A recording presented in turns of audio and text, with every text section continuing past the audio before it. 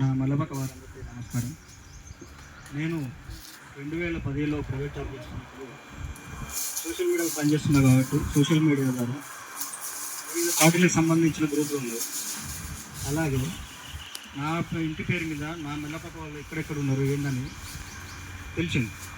దీని ద్వారా గ్రూప్ ఏర్పరచుకొని మనం ఒకటిగా ఉండి దాన్ని పని చేయడం దీన్ని అని గ్రూప్ ఏర్పరచడం జరిగింది. ఆ తర్వాత ఒకరి తర్వాత ఒకరి నెంబర్ తీసుకొని వివిధ ప్రాంతాల నుంచి అంటే జిల్లాల నుంచి మండలాల నుంచి గ్రామాల దాకా వెళ్ళి 2 రాష్ట్రాల నుంచి ఈరోజు మనం గ్రూప్లో ఏర్పడటం జరిగింది. ఆ తర్వాత కరోనా వచ్చింది. కరోనాలో కూడా మనం ఏం చేద్దామని గ్రూప్లో ఎప్పుడు గుడ్ మార్నింగ్ గుడ్ నైట్లు హాయిల్ బాయిల్ తప్ప ఏం నడతలేదు. ఏదో ఒక పని చేద్దామని ఫౌండేషన్ ఏర్పరచుకుందామని ఆలోచించి అదే కరోనా టైంలో ఏటూరు నగరం మనం ఒక వ్యక్తి చనిపోవడం జరిగింది. అక్కడికి మల్లెపాక రాజశేఖర్ గారు యాక్సిడెంట్లో చనిపోవడం జరిగింది.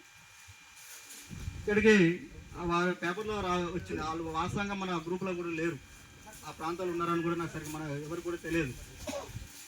అయితే న్యూస్ పేపర్లో వచ్చిన విషయం తెలుసుకొని మన గ్రూప్లో పెట్టుకొని మరి సాయం చేద్దామంటే ప్రతి ఒక్కరు స్పందించారు. ఫస్ట్ చేసిన మన ఫస్ట్ సాయం అదే మన ఫౌండేషన్ మన కుటుంబానికి. అక్కడికి మేము కూడా అంత ఇబ్బందిగా ఉన్నా కానీ కరోనా టైంలో వెళ్ళలేని పరిస్థితుల్లో ఉన్నా కానీ ప్రతి ఒక్కరికి ఆర్థిక ఇబ్బంది ఉన్నా కానీ ప్రతి ఒక్కరు స్పందించారు. స్పందించి ఒక 25,000 రూపాయలు అయినాయి.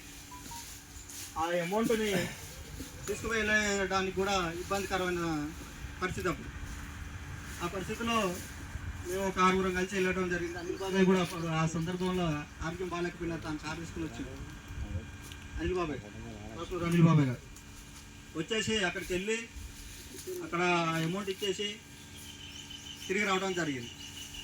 ఆ తర్వాత మళ్ళీ ఏదో న్యూస్ వచ్చింది కరోనా మళ్ళీ మాకేదో అని, సరే అది వదిలిపెట్టేసినాం. దాని తర్వాత దీన్ని ఎట్లయినా కొనసాగించాలని ఆలోచించి అందరూ నిర్ణయాలు తీసుకుని గ్రూప్లో డిస్కషన్ చేసి దీన్ని మనం ఫౌండేషన్ చేసుకుని రిజిస్ట్రేషన్ చేసుకొని ఇక్కడనే మనం ఒకరికొకరికి ఆటోలో షాపులో కష్టాలు నష్టాలు పాల్పంచుకుంటున్నామని నిర్ణయం తీసుకొని చేయడం జరిగింది.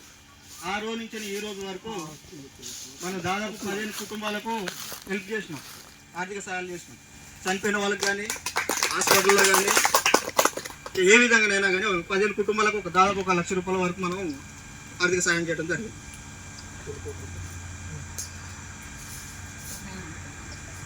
మల్లపాక రాజశేఖర్, ములుగు జిల్లా ఏటూరు నగరం మండలం చిన్నబోయినపల్లి గ్రామం. వీళ్ళకి 25,000 రూపాయలు బ్యాంక్ డిపాజిట్ పాప పేరు మీద చేసి రావడం జరిగింది. ఇది 2020లో. మల్లపాక సతీష్, సూర్యాపేట జిల్లా తుంగతుర్తి మండలం కొత్తగూడ గ్రామం 9,400 రూపాయలు ఇవ్వడం జరిగింది. అదే దశదిన కర్మ సంబంధించి. మల్లపాక రమేష్, తుంగతుర్తి గ్రామం మండలం తుంగతుర్తి సూర్యాపేట జిల్లా 25 కేజీల రైస్ బ్యాగ్ని ఇవ్వడం జరిగింది 5వ రోజు కార్యక్రమం. తర్వాత మల్లపాక వెంకన్న, మహబాద్ జిల్లా దంతాలపల్లి మండలం పెదమపురం గ్రామం.